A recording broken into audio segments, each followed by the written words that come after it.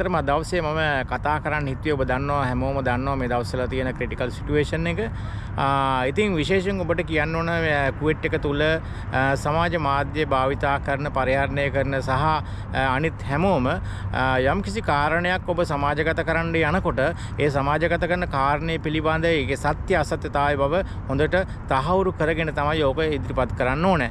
දැන් කුවේට් එක ගත්තොත් එහෙම ඇමරිකන් බේස් 3ක් තියෙනවා. ඒවත් තියෙන්නේ ජන ශූන්‍ය ප්‍රදේශවල. ඒ කියන්නේ කිලෝමීටර් ගණන් ඈත තියෙන බෝඩර් වල. ඉතින් ඒ නිසා සමහර අය කරුණු ඉදිරිපත් කරනකොට හරියට කරුණු හොයන්නේ නැතුව සාමාන්‍ය තමන්ගේ පටු අරමුණු සඳහා ඒ කියන්නේ views බලාගෙන සහ වෙනත් දේවල් බලාපොරොත්තුෙන් ඒ දේවල් කරනවා. ඉතින් ඒක ඉතාමත් වැරදි දෙයක්. මොකද ඔබ එවැනි කාරණා සමාජගත කරනකොට වැඩිපුරම හානියටපත් වෙන ලංකාවේ ඉන්නේ නැහැ. මොකද ලංකාවේ ඉන්නේ කලබල වෙනවා.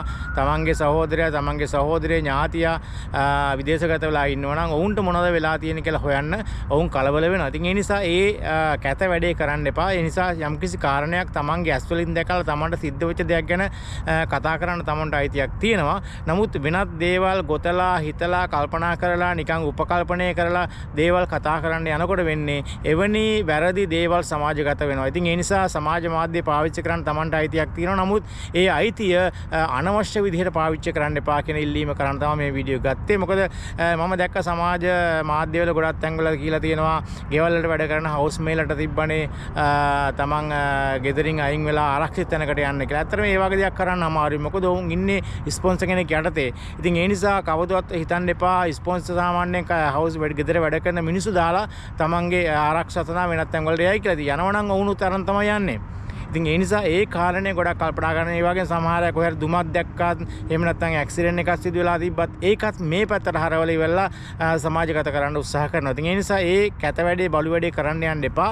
තමයි යම්කිසි කාරණයක් ඉදිරිපත් කරනවා නම් සමාජගත කරනවා නම් ඒකේ නිවැරදිභාවය 100% තහවුරු කරගෙන තමයි සමාජගත කරනවා නම් තමයි. මම දැක්ක ගොඩක් තැන්වල නිකන් එළියට ඇවිල්ලා කුරුල්ලෝ පියාඹන්නෙත් නැහැ ගග නෙවෙක් දේවල් කියලා සමාජගත කරන්න උත්සාහ කරනවා. ඉතින් ඒවා දේවල් කිරීමෙන් වෙන්නේ කුවේට් රටේ ඉන්න ශ්‍රී ලාංකිකයෝ වගේම එහෙම නැත්නම් ලංකාවේ ඉන්න ශ්‍රී ලාංකික ජනතාව නැත්නම් තමන්ගේ සහෝදර සහෝදරයන් දෙමාපියන් ඥාතීන් කලබලයටපත් වෙනවා.